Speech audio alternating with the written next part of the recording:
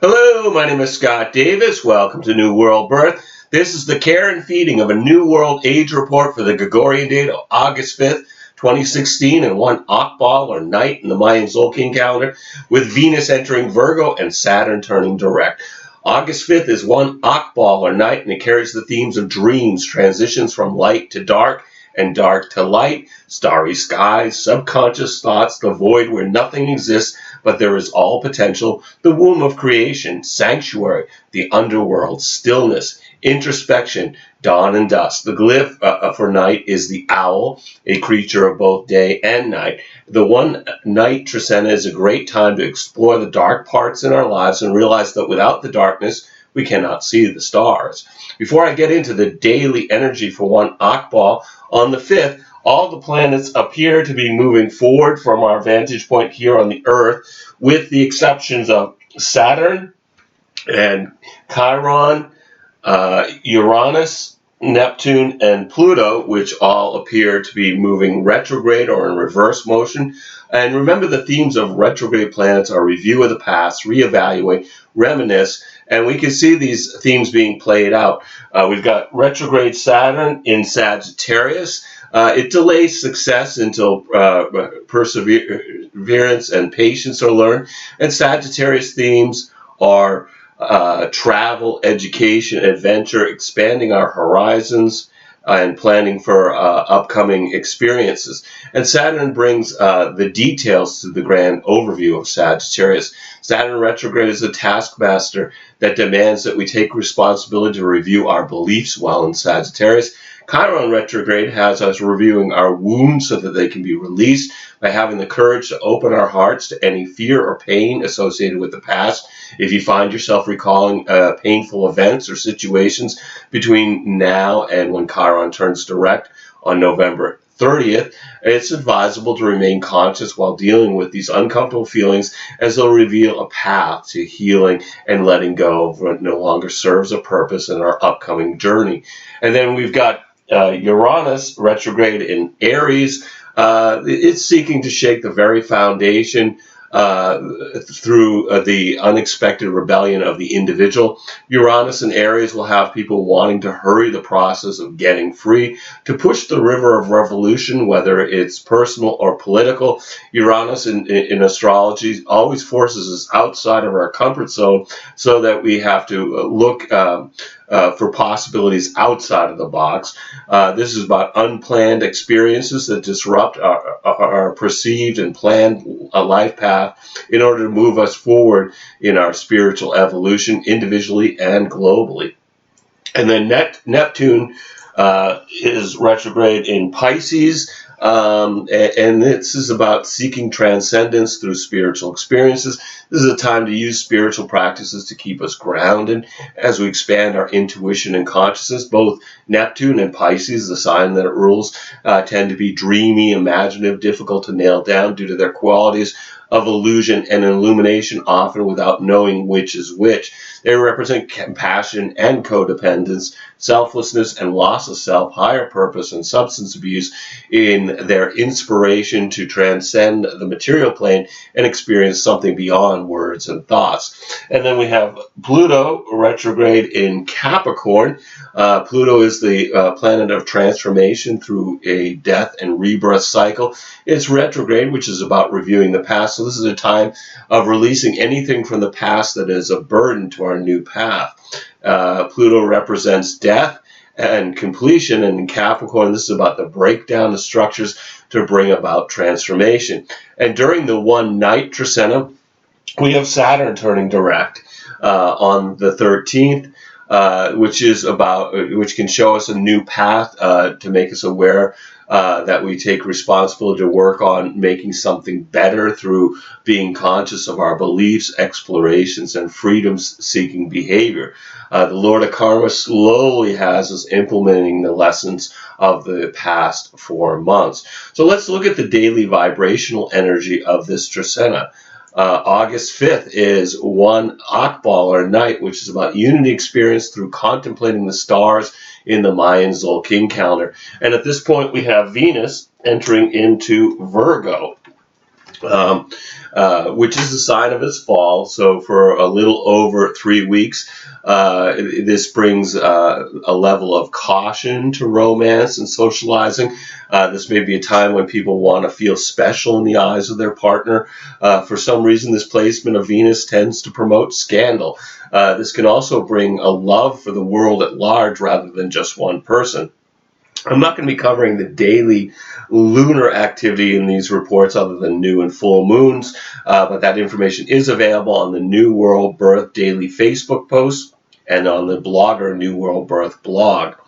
The 6 is 2 con or seed or lizard, which is about duality, experienced through planting seeds and making new connections. And at this point, we have Mercury in a square to Saturn. So from our perspective here on the Earth, Mercury is forming a 90-degree angle with Saturn, which favors heavy mental contemplation that requires disciplined thinking, a sharper mind, and a higher standard for quality. This also brings difficulty in communicating and being understood by others. It's not the best time for any type of negotiation with folks misinterpreting each other, so I delay business dealings for a day or two. This is a time when people are more likely to withdraw and feel lonely. Pessimistic and doubtful thoughts may be prevalent. Just be aware that people may be more critical and not see things in the best light under this influence. The gift of this passage is it increases our ability to think practically, but we also see our imperfections and flaws. Overall, the 6 can bring new meaning and conscious awareness. Also on the 6, we have Venus in a square to Mars. So from our perspective here on the Earth, again, this is forming another 90-degree angle. And Venus square Mars tends to arouse our interest in the opposite sex. That is physical and perhaps sexual in nature, but this energy can also lead to discord if there's are hidden tensions in the relationship. Healthy relationships should really not have any difficulties during this transit, whose function is really to test the pairing.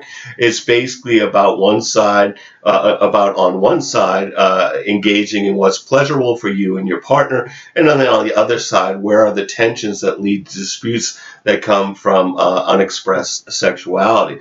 The amount of love energy will determine which way the dice will fall.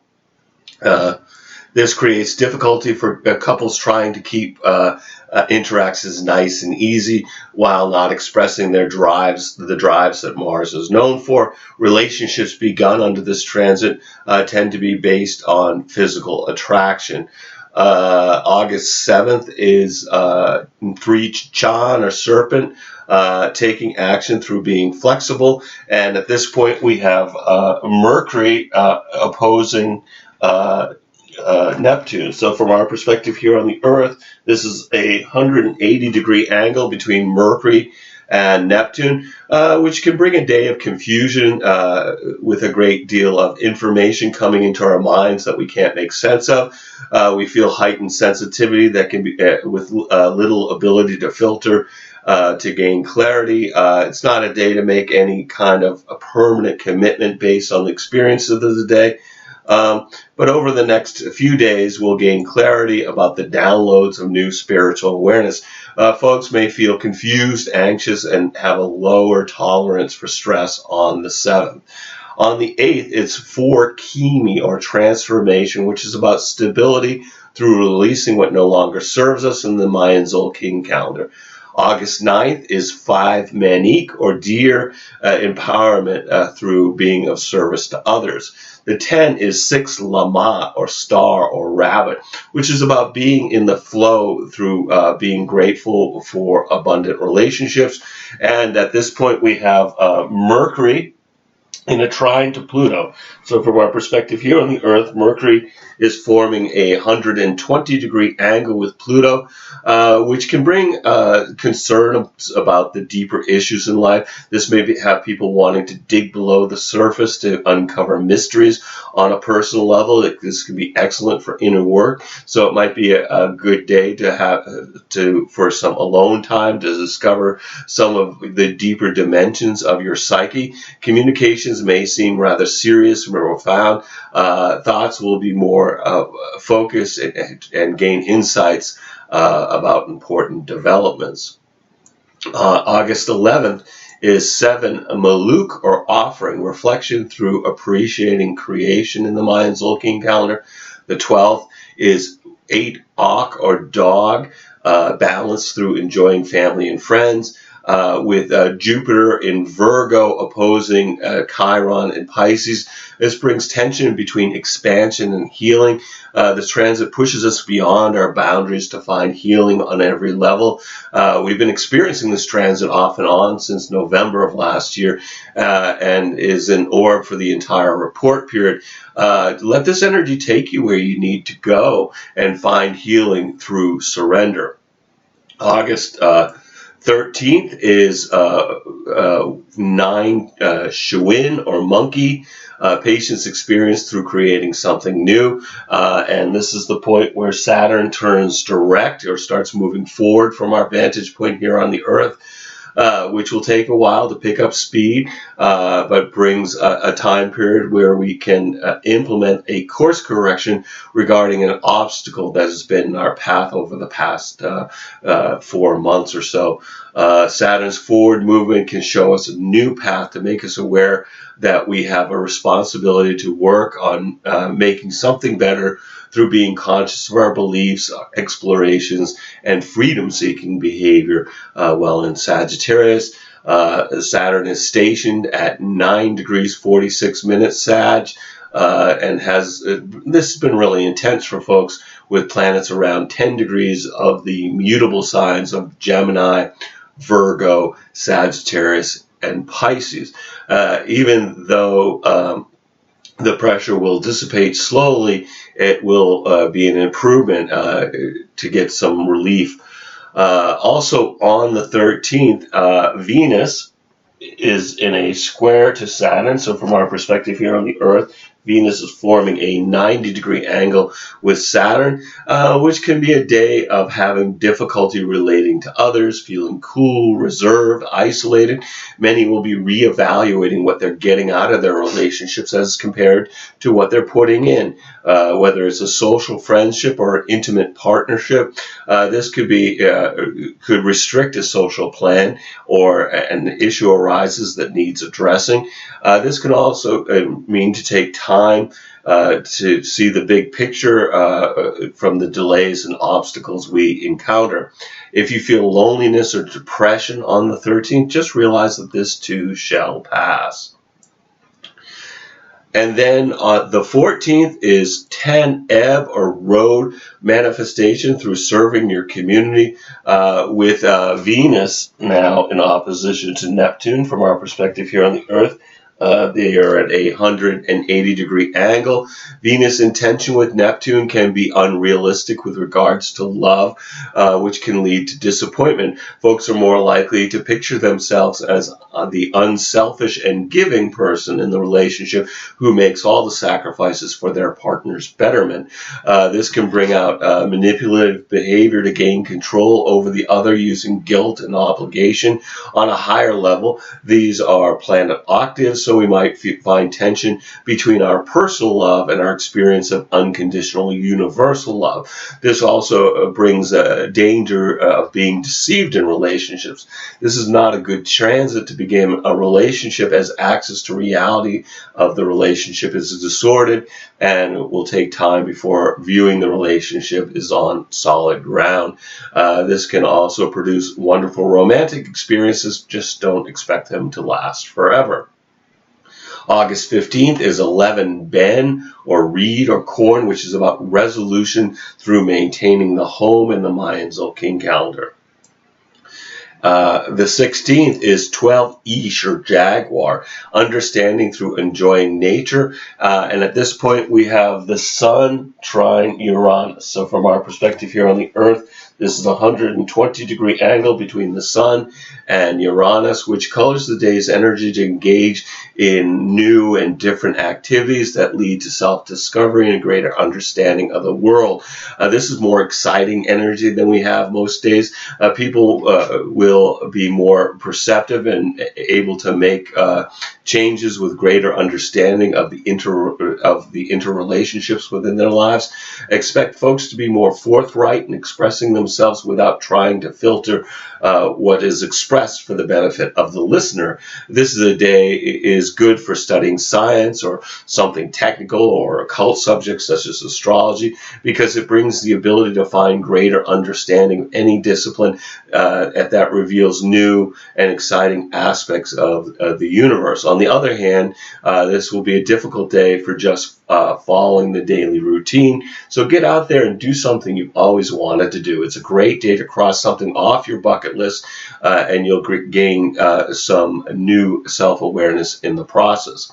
And then August 17th is 13 Men or Eagle. This is about movement to the next stage through seeing from a higher perspective, as we have Venus in a trine to Pluto. So from our perspective here on the Earth, this is a 120-degree angle between Venus and Pluto, which is a day when you might hear from or contemplating contacting a former lover. With Pluto involved, this intensifies our emotional expression as emotions come to the surface that it can now be meaningfully expressed to your loved ones. This alignment deepens our emotions and makes relationships more intense. It's quite likely that people will feel love more strongly under this transit and express these feelings to the object of their affection. Sexual desires also increase under the Venus-Pluto connection. And this is not an intellectual experience, but rather love expressed through mind, body, and emotions. This transit can produce profound insights that reveal the inner workings of our relationships. Beginning a relationship during this transit indicates that the connection will feel quite intense, as being drawn together by some magical power. This could be a good relationship as long as the couple recognizes that the compulsive quality will wear off before the pairing solidifies into a long-term relationship. This transit is great for artistic work because of the emotional intensity characteristic can be harnessed in work that reveals the inner depth of the artist's soul. And so, no matter what energies are affecting you during the one night transcendent, just take some time to be in the flow of the planet by being in nature or watching a sunrise or a sunset, communing with the stars, being conscious of the moment through introspection, meditation, or being truly conscious with somebody you love. Every day is a blessing, no matter what dramas beckon to distract us. I think we're all here giving the performance of the lifetime on this world stage. Just take some time to observe your play as well as act your part. Remember, you're a spiritual being that's having a human experience. I want to thank you for checking out New World Birth. The next segment of the care and feeding of a New World Age will be for August 18th for one key or wisdom with the Aquarius full moon, the Sun entering Virgo, Venus entering Libra, Mercury turning retrograde. Excuse me. You can check us out on Facebook, YouTube, and the Mayan Magics website. And I encourage you to share this information as videos or as text as widely as you choose. And as always, I invite you to contact me at newworldbirth@yahoo.com if you have any questions or you wish to schedule a reading. And I am providing readings and wish to make this service available to the greatest amount of folks. So I've created 3 options with 3 levels of compensation. So if you've been thinking about getting a reading, please contact me. I would love to provide you a reading during these uncertain times. You'll need to be able to either call me in Maine in the USA, or we can connect with Skype to receive your reading. And we're also accepting donations to keep these reports freely available. And again, email me at newworldbirth@yahoo.com if you would like instructions on how to make a donation. As always, I'm blessed that you've taken the time to connect with my passion for these ancient mysteries and their application to our journey during this incarnation. The light in me honors the light in you. Namaste, in Lakesh, and look forward to connecting with you at some point in the future. All my best to you.